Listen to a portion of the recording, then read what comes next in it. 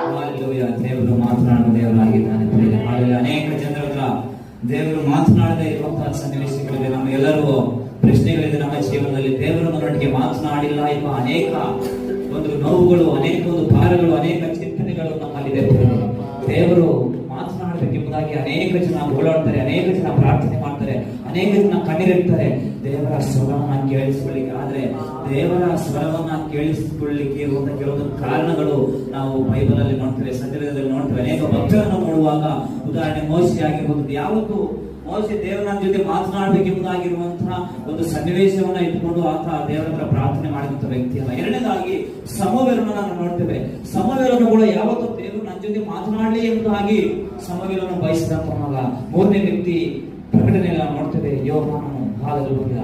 ನಾವು ನೋಡ್ತೇವೆ ದೇವರು ಅವರು ಯಾರು ಕೂಡ ದೇವರ ನಮ್ಮ ಜೊತೆ ಮಾತನಾಡಲಿ ಎಂಬುದಾಗಿರುವಂತಹ ಒಂದು ವಿಷಯಗಳನ್ನ ಅವರು ತಿಳ್ಕೊಳ್ಳಿಲ್ಲ. ಆದ್ರೆ ದೇವರು ತನ್ನ ಭಕ್ತರಿಗೆ ತಿಳಿಸಬೇಕಾದ ಪ್ರಕಟಣೆಗಳನ್ನ ತಕ್ಕ ಸಮಯದಲ್ಲಿ ತನ್ನ ಭಕ್ತರಿಗೆ ತಿಳಿಸುವ ದೇವರಾಗಿದ್ದಾನೆ. ಆದ್ರೆ ದೇವರು ಇವತ್ತು ನಮ್ಮ ಜೊತೆ ನಿಮ್ ಜೊತೆ ಮಾತನಾಡಬೇಕಾಗಿರುವಂತಹ ಕೆಲವೊಂದು ವಿಷಯಗಳು ದೇವರು ನಮ್ಮ ಜೊತೆ ಮಾತನಾಡಬೇಕು. ಇವತ್ತು ದೇವರು ನಿಮ್ ಜೊತೆ ಮಾತಾಡಬೇಕು. ಪ್ರತಿಯೊಬ್ಬರ ಜೊತೆ ದೇವರು ಮಾತನಾಡಬೇಕಂದ್ರೆ ನಾವು ದೇವರಿಗೋಸ್ಕರ ಏನ್ ಮಾಡ್ಬೇಕು ಎಂಬುದಾಗಿರುವಂತಹ ಅನೇಕ ಉತ್ತರಗಳು ಸತ್ಯವೇದ ಕಲಿಸಿಕೊಡ್ತದೆ. ನಾವು ಪ್ರಕಟಣೆ ನೋಡುವಾಗ ಯೋಹಾನನು ಕಂಡಂತ ಪ್ರಕಟಣೆಯನ್ನ ನಾವು ನೋಡುವುದಾದ್ರೆ ಆತನ ಪ್ರಕಟಣೆಯನ್ನ ಹೊಂದಿಕೊಳ್ಳೋದಕ್ಕೋಸ್ಕರ ಅನೇಕ ಶ್ರಮೆಗಳನ್ನು ಅನುಭವಿಸ್ತಾ, ಅನೇಕ ಕಷ್ಟಗಳನ್ನು ಅನುಭವಿಸ್ತಾ, ಅನೇಕ ರೀತಿಯಾಗಿರುವಂತಹ ಒಬ್ಬಂಟಿಗನಾಗಿ ಕೆಲವೊಂದು ಸಮಯಗಳಲ್ಲಿ ದೇವರಿಗೋಸ್ಕರ ಒಂಟಿತನವನ್ನ ಆತನ ಅನುಭವಿಸುತ್ತೇವೆ.